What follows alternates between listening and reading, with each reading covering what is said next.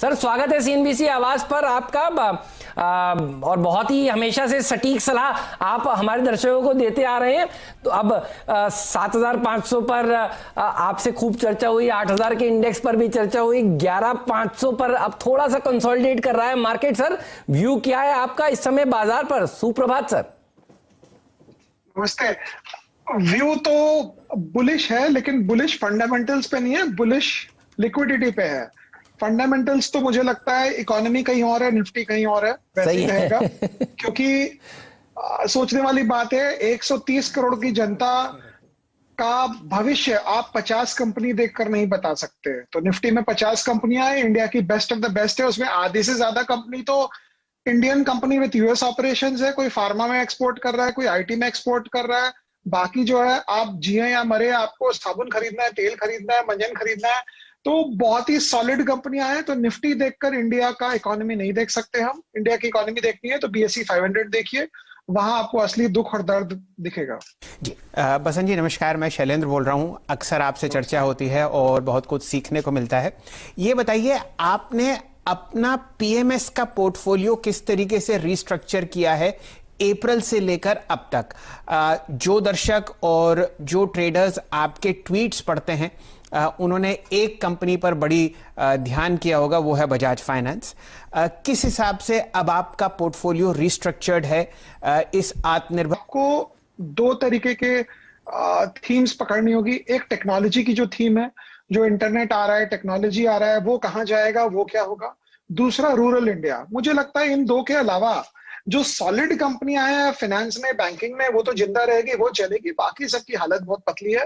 तो rural India इसलिए क्योंकि अब अगर हम बहुत ही मोटे दिमाग से देखें तो अभी बिहार का इलेक्शन है, 2 साल बाद यूपी का इलेक्शन है, तो रूरल इंडिया गवर्नमेंट के फोकस में रहेगा। और अब वो ठीक है गलत है क्या नहीं, उससे क्या करना। हम तो शेयर बाजार के लोग हैं, हमको तो अपॉर्चुनिस्ट बन के देखना होगा। तो रूरल इंडिया में बहुत दमदार ग्रोथ आएगी। तो वो कंपनियां ले जो रूरल इंडिया को केटर करती है। का रूरल इंडिया और न्यू एज। और देखिए रूट मोबाइल ये इस समय लिस्ट होता हुआ आपको नजर आ रहा है। न्यू एज वाले स्टॉक्स भी क्या शानदार प्रदर्शन दिखा रहे हैं। ये प्राइमरी मार्केट में जो गर्मी है, आप खुद इसको किस तरह से देख रहे हैं? बसंत सर बताइए जरा, क्योंकि हमने देखा हैप्पीएस्ट माइंड की शानदार लिस्टिंग के बाद रूट मोबाइल ने भी सिक्सर लगा दिया। कैंप से भी खूब उम्मीदें हैं और कैमकॉन ये आईपीओ भी देखिए अब आज खुल गया है और इससे भी एक्सपेक्टेशंस बढ़ती जा रही हैं। प्राइमरी मार्केट में आप को क्या लग रहा है कि अब ज्यादा टेबल पर छोड़ा जा रहा है इसीलिए लोग खरीद रहे हैं, या आपको लगता है कि सेकेंडरी मार्केट में कुछ इस तरह के स्टॉक्स हैं नहीं और ये कुछ अलग सी कंपनियां इस बार लिस्ट हो रही हैं इसीलिए बाजार को पसंद आ रही हैं? इसमें दो तरीके से देखने होगी चीज। अगर आप खुश हैं, 10, 20, 50 शेयर, 100 शेयर आपको अलॉटमेंट आ गया, आपने बेच दिया, तो ये सब बहुत फिनोमिनल कंपनीज है, 100% ऊपर खुल रही है। लेकिन उससे आपकी बैलेंस शीट नहीं बदलेगी लाइफ की। आपको अगर लाइफ की बैलेंस शीट बदलनी है तो आपको थोक में शेयर खरीदने होंगे, बड़े क्वांटिटी लेने होंगे। लेकिन जो प्राइस पे लिस्ट होती है शेयर, वो सारी मलाई निकल जाती है। या आपको जो मिलता है ये बटर मिल्क मिल रहा है, जिसको हम छाछ कहते हैं। तो उस वहां से फिर कमाई कितनी होगी पता नहीं है। तो उसमें प्रॉब्लम यही है कि बोलने में तो अच्छा लगता है, मैंने ये शेयर 100 में लिया, मेरा एप्लीकेशन लग गया, अभी 250 का हो गया, लेकिन लिया कितने शेयर आपने? 20, 25, 50, 100। इससे लाइफ नहीं बदलती है। और म्यूचुअल फंड और फंड मैनेजर्स को आराम ये होता है कि अगर फॉर एग्जांपल मैंने कोई एक, हमारे पास है नहीं तो मैं आपको बताता हूँ, जैसे फॉर एग्जांपल इंडिया मार्ट मेरे से मिस हो गया 1800 में, तो 4000 में अगर मैं लूंगा तो मेरे क्लाइंट बोलेंगे तुम 4000 में क्यों ले रहे हो। लेकिन ये stock first day first show हम ले लेते हैं, हमको कोई कंप्लेन नहीं कर सकता और हम पार्टिसिपेट भी कर लेते हैं टेक्नोलॉजी में। तो मुझे लगता है ये तरीका से फंड बाइंग काफी होती है। बट इसमें ये देखना पड़ेगा कि ये कंपनियों की लॉन्जिविटी कितनी लंबी है, तो वो बहुत इंपॉर्टेंट है। और लीडर पकड़ना है हर सेक्टर में, क्योंकि लीडर नहीं पकड़ेंगे तो जब बाजार नीचे जाएगा तो जो second line third line stocks होते हैं वो बहुत बुरे ढंग से गिरते हैं। तो वो एंगल दिमाग में रखना पड़ेगा। बसंत जी, आपने एक बहुत बेहतरीन बात एक समय कही थी, शायद आपके ट्वीट पर भी ये लिखी हुई है, अंकित है, कि अगर पोर्टफोलियो बनाना है तो 3% वेटेज दीजिए एक स्टॉक को, और अगर जिंदगी बनानी है तो 30% वेटेज दीजिए अपने पोर्टफोलियो में किसी स्टॉक को। अब ये बताइए बसंत जी, कौन कौन से ऐसे 10 या 5 स्टॉक्स हैं या 3 या 4 स्टॉक्स हैं जहां पर आपके पोर्टफोलियो में 10% के आसपास का वेटेज है, क्योंकि पीएमएस में आप 30-35% नहीं लेके जाएंगे। नहीं नहीं, अब उसमें एक सोचने का ये है कि ऑफ कोर्स जो डिस्क्लोज्ड है पब्लिक में वही बोलूंगा। Bajaj finance we are above 10%, और दुख भी बहुत हुआ, 5,000 का स्टॉक 1,800 गया, लेकिन वापस 3,500 हो गए। तो ये है कि कुछ कंपनियां ऐसी होती है जो सोचे कि ये कंपनी बंद हो जाए तो इंडिया कैसे रहे। फॉर एग्जांपल हमारे पास नहीं है, इंडिगो अगर बंद हो जाए कल तो इंडिया का क्या हाल होगा। तो जब आप ओवर एलोकेट करते हो, आप अग्रेसिव एलोकेशन करते हो, तो आप उन्हीं स्टॉक्स में कर सकते हैं जहां वो कंपनी के बंद होने से इंडिया टोटल प्रॉब्लम में आ जाएगी। फॉर एग्जांपल अब कल आप बोलेंगे कि हम ये स्टॉक लेकर हम फॉर एग्जांपल बीपीसीएल ले रहे हैं, बीपीसीएल में डिसइन्वेस्टमेंट होगा नहीं होगा, but they have to be very critical, जिसको हम कहते हैं पूरे देश की इकोनॉमी के पर्सपेक्टिव से। आप बी लाइन, सी लाइन, डी ग्रेड स्टॉक्स में अगर आप 20% एलोकेट करेंगे तब तो रेसिपी फॉर डिजास्टर है। तो जैसे एचडीएफसी लिमिटेड है, उसमें अगर आप एलोकेट ज्यादा कर दें तो प्रॉब्लम नहीं है, एचडीएफसी बंद नहीं होगी, लेकिन आप डीएचएफएल में कर दें, इंडिया बुल्स में कर दें तो प्रॉब्लम होती है। तो ये सब सोचने का है, और पैसा तो ओवर एलोकेट करके ही बनता है। अगर आप अमीर हो गए तो आप डाइवर्सिफाई कर लीजिए, 20, 40, 50 कंपनियां ले लीजिए, और नहीं तो मुझे लगता है आज का जो जमाना है, जो नया निफ्टी जो खड़ा हो रहा है, ये इंडियन क्रिकेट टीम की जो नई वाली विराट कोहली वाली टीम है, इसको बीट करना आसान नहीं है। कोई भी फंड मैनेजर जितनी भी बुद्धि लगा ले, बहुत मुश्किल होगा निफ्टी के नए रूप में इसको बीट करना। आप देखिए निफ्टी के कॉन्स्टिट्यूएंट्स जो आ रहे हैं। जी हाँ, नहीं बहुत सही कहा आपने सर। मुझे याद है पिछली बार भी जब आप आए थे तो आपने कहा था कि जब बाजार में स्थितियां सुधरने लगेंगी उसके बाद बैंकिंग स्टॉक्स आउट परफॉर्मेंस दिखाएंगे। बैंकिंग शेयरों पर आप इस समय बुलिश हैं क्या? क्योंकि अब धीरे धीरे करके देखिए हम अनलॉक की तरफ बढ़ रहे हैं, हालांकि केसेस तो बढ़ रहे हैं, लेकिन हकीकत यह है कि लोग अब थोड़े से ज्यादा निडर होकर सड़कों पर निकल रहे हैं। बैंकिंग स्पेस में क्या आपको मौका दिखता है, और कौन से वो बढ़िया बैंक्स होंगे जो आप फिर खरीदना चाहेंगे प्राइवेट स्पेस में? हेमंत जी, इसमें सोचने का ये है कि केसेस बढ़ रहे हैं, लेकिन लोग इसलिए निकल रहे हैं कि लोग उफद गए हैं, परेशान हो गए लोग, 6 महीने सब हाउस अरेस्ट में ही रहे हैं। तो एक्चुअली अभी तो हमें अंदर रहना चाहिए, बट वो दूसरी बात है। बट बैंकिंग अभी तो ओवरहैंग है कि सुप्रीम कोर्ट में क्या होगा। मुझे लगता है गवर्नमेंट ने बोल दिया कि ये बिल हम उठा लेंगे, तो उसमें कोई प्रॉब्लम नहीं है। लेकिन इकोनॉमी जब टफ पोजीशन से जाती है तो सबसे ज्यादा एनपीएस बैंकिंग में आती है, तो वहां पे आपको बहुत ही सेलेक्टिवली क्रीम ऑफ क्रीम में रहना होगा। अगर आप बोलेंगे ये बैंक वन टाइम बुक बिक रहा है और मैं ले लूं, आपको पता चलेगा बुक ही 75% घट गया और वो बैंक अपने आप 4 टाइम्स बुक हो गया है। तो ये सस्ता लेने वाला काम ही नहीं है बैंकिंग और फाइनेंस में स्पेशली। बट रिकवरी मोड, अगर आप बैंकिंग में बुलिश नहीं है तो आप इंडिया में बुलिश हो ही नहीं सकते। आप बोले मैं मारुति लूंगा लेकिन मैं बैंक नहीं लूंगा, आप बोले कि मैं फॉर एग्जांपल मैं कजारिया लूंगा जो सिर में टाइल्स बेचती है, लेकिन मैं बैंक नहीं लूंगा, तो आप एज्यूम कर रहे हो कि आदमी सारा अपना पैसा लगाकर गाड़ी खरीदेगा और सारा अपना पैसा लगाकर आदमी घर बनाएगा। ये तो पॉसिबल ही नहीं है। बैंकों के पास तो जाना ही पड़ेगा, अभी नहीं जाए 10 दिन बाद जाए, 1 महीने बाद जाए। लेकिन रैंडमली कि ये बैंक सस्ता है, B grade C grade banks ले लें, वो टाइम ही नहीं है। अभी टाइम है बेस्ट ऑफ द बेस्ट के साथ रहने का। और रिकवरी तो बिना बैंक के अगर इंडिया में आ गई फॉर एग्जांपल तो बहुत शॉर्ट लिव्ड होएगी, लेकिन मुझे लगता नहीं ये हमारी तेजी है, ग्लोबल तेजी है, हम तो बहती गंगा में हाथ धो रहे हैं। क्या बात है। अच्छा, एक हेमंत जी, पिछली बार जब हमारे साथ बसंत जी जुड़े थे तो उन्होंने एक बड़ी अच्छी कहावत कही थी कि भाई डूबना है तो बड़े बैंकों के साथ डूबो, आईसीआईसीआई बैंक, एक्सिस बैंक और कोटक बैंक। बसंत जी मैं ठीक कह रहा हूँ?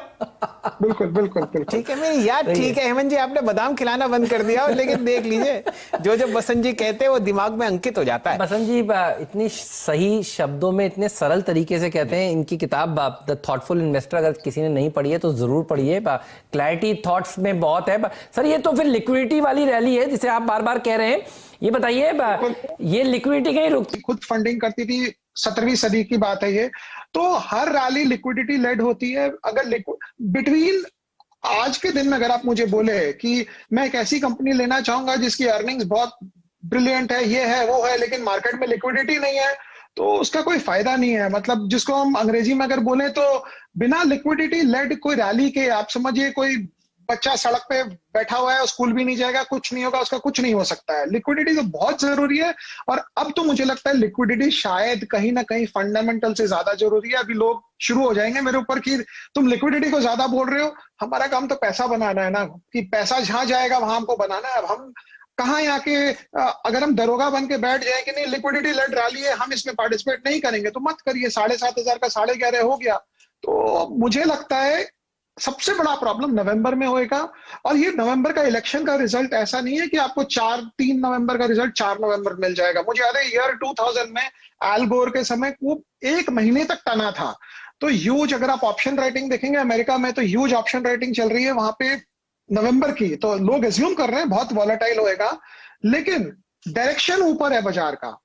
झटके बहुत जोर के आ सकते हैं नवंबर में, बट डायरेक्शन ऊपर। अगर आप किसी ढंग से नवंबर सो के निकाल दें, बिना स्क्रीन देखे निकाल दें, तो मुझे लगता है कुछ प्रॉब्लम नहीं है। 8-9 ट्रिलियन डॉलर छपा है वहां पे, और वो छोड़ेंगे नहीं। वो बाजार वन साइड चल रहा है, पर टेक्सचर जो बाजार का है वो चेंज हो गया है, बहुत चेंज हो गया है। तो वो हिसाब से देखना चाहिए।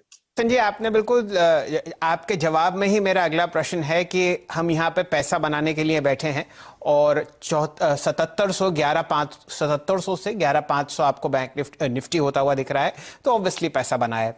जाते जाते आप हमारे दर्शकों को एक लार्ज कैप, एक स्मॉल कैप और एक मिड कैप स्टॉक बताइए जो आपकी पसंद का हो।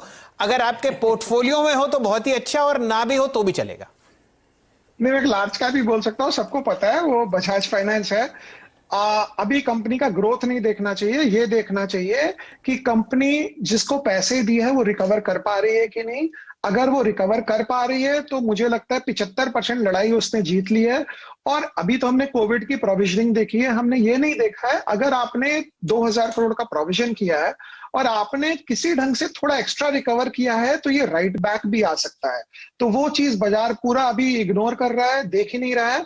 कोविड की प्रोविजनिंग की बात कर रही है, और जो बेस्ट ऑफ क्लास बिजनेसेस है वो अपफ्रंट प्रोविजनिंग करती है। तो मैं तो बहुत ध्यान से देखूंगा अक्टूबर में प्रोविजनिंग का नंबर क्या है और एमपीए के नंबर क्या है। ग्रोथ तो लेंडिंग बिजनेस में आप खड़े हो जाइए घर के बाहर की मुझे पैसा देना है, तो 200 आदमी की लाइन लग जाएगी 2 मिनट के अंदर। ग्रोथ तो कोई इशू ही नहीं है। तो मुझे वही बोलूंगा मैं। बढ़िया सर, आपने बताया, मजा आ गया। बजाज फाइनेंस क्वालिटी के साथ रहिए, और देखिए क्वालिटी के साथ रहेंगे तो कोई दिक्कत की बात नहीं। एक सेक्टर और है जिसके ऊपर खूब चर्चा हो रही है, मैं आपकी राय उस पर भी जानना चाहता हूं सर, वो है आईटी सेक्टर।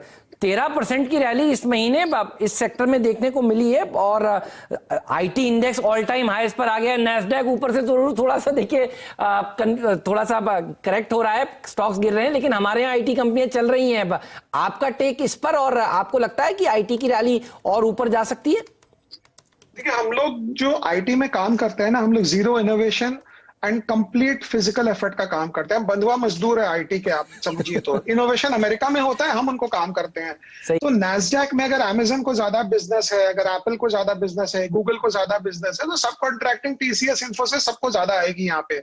तो वो तेजी का माहौल है। लेकिन अगर कोई रिटेल इन्वेस्टर आईटी में पैसा कमाना चाहता है, तो पैसा टीसीएस, इन्फोसिस, एचसीएल टेक में नहीं बनेगा। रिकमेंडेशन कुछ नहीं है, उसको जाके नैस्डैक में कंपनियां देखनी चाहिए, वहां देखना चाहिए क्या बन सकता है। बिकॉज रिटेल इन्वेस्टर को तो $2.5 लाख लगाना है एक फाइल से, तो कहीं पे भी लगा सकता है। तो रियल आईटी, रियल इनोवेशन वहां है। और हम तो बिकॉज हम सब कॉन्ट्रैक्टिंग में हमको ज्यादा बिजनेस आएगा, हम ज्यादा कमाएंगे, तो इसलिए हम चल रहे हैं आगे। मुझे तो यही लगता है। बट आईटी अच्छा करेगा, क्योंकि अमेरिका में नैस्डैक बहुत दमदार तेजी में है। लेकिन सब कुछ डिपेंड कर रहा है अभी नवंबर में क्या होता है। आपको नवंबर स्लीप ओवर करना है, आपको सो जाना है नवंबर तक। अगर आप स्क्रीन नहीं देख के नवंबर निकाल देंगे तो मुझे लगता है ठीक रहेगा। बहुत सही कहा सर आपने। और नवंबर में फिर से आपसे मुलाकात होगी सर, आपकी गाइडेंस की हमें उस समय भी जरूरत होगी। धन्यवाद आज आपका समय निकालने के लिए और इस चर्चा में आज जुड़ने के लिए। रूरल सेक्टर इस पर बुलिश है, न्यू एज कंपनियों के ऊपर बुलिश है, लीडर के साथ रहिए। और बजाज फाइनेंस ये वो शानदार स्टॉक है देखिए जो आपके पोर्टफोलियो में है, और बसंत जी इसके ऊपर काफी बुलिश रहे भी हैं। लेकिन कन्विक्शन की दाद देता हूं मैं, देखिए होल्ड करके रखा इस पूरे दौरान, और नीचे के भाव भी देखे तब भी होल्ड करा। ये सीखने वाली बात है सबके लिए। तो अच्छा शेयर अगर आपने खरीदा है, अच्छा कारोबार में अगर आपने निवेश किया है, तो घबराइए मत, आपको कन्विक्शन होना चाहिए उस शेयर को होल्ड करने के लिए। और देखिए क्या